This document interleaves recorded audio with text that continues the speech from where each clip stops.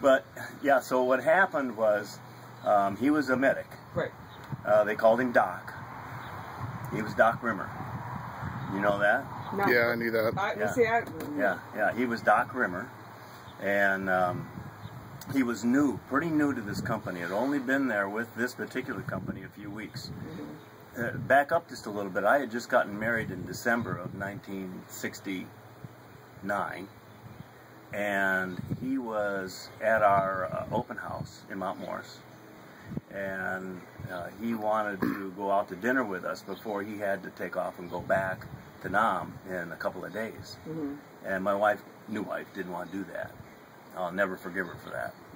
And I divorced her anyway. But yeah, so that was the last I saw Ed, was that he was leaving to go back to Nam right after our open house at Christmas. And I said, now you keep your head down, dude, and be safe. Yeah, I will. Well, you know, Ed, nothing's going to stop him. You know, he's going to go headlong into the side of a barn if he has to do anything that needs to be done. So, and that's really what happened. He got into this new company in May, late April, early May, and all the other medics before him had been killed because they were out in the front line, and keep the medic in the back until he's needed, right?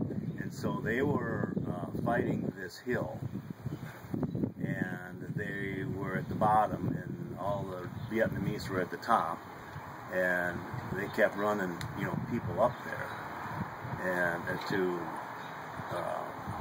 fight, but of course they were disadvantaged because they're going up into the fire, and all the guys are set up with machine guns and everything up on top. So nobody wanted to go up there anymore because it was certain death. But this one young sergeant said, or leader of the company, I guess, said, "We're going." And it's like everybody else is going, "No, we're not going up there, especially at night. You know, if we're going to do anything, we're going to go up there in the morning." No, my group is going up, and we're going now. Anybody that stays behind is going to be shot. So the guys went, okay. So, you know, up they went, and it wasn't long that they're yelling for a medic.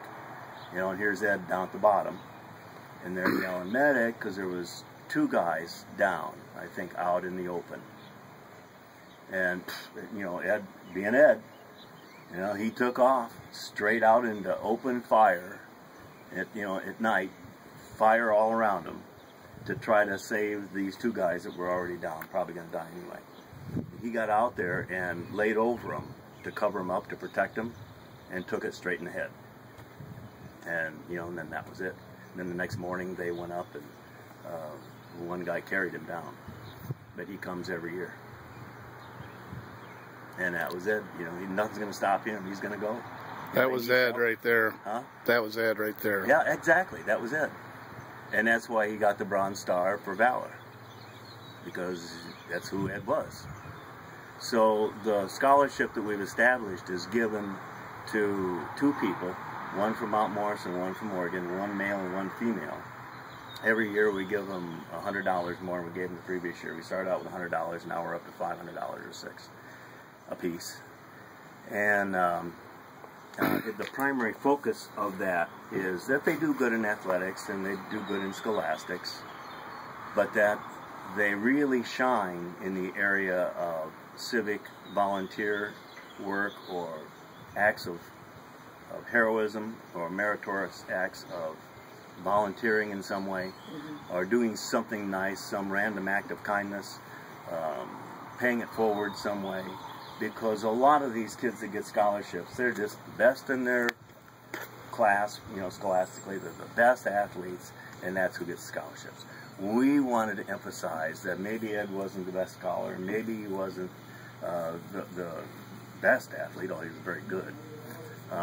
But he would do anything for anybody at any time, regardless of his own life or health, which is why he ended up where he is. Well, that's fantastic. And so we look for kids, and we make them fill out a questionnaire and then write a short essay on what they've done to go above and beyond the call of duty for their fellow man, or some meritorious acts of heroism or kindness.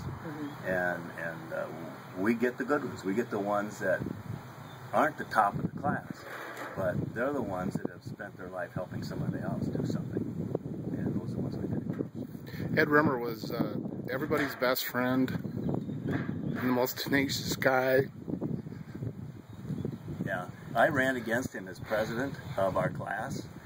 I had the best speech, and I had jokes in front, I had jokes in the end. I had a complete speech. It was about 10 minutes long of everything that, you know, I would do for the class. And then I got down, everybody clapped. I got down, I got up and said, well, I didn't really make as good a speech as Henderson did, but, you know, I'd like to be president.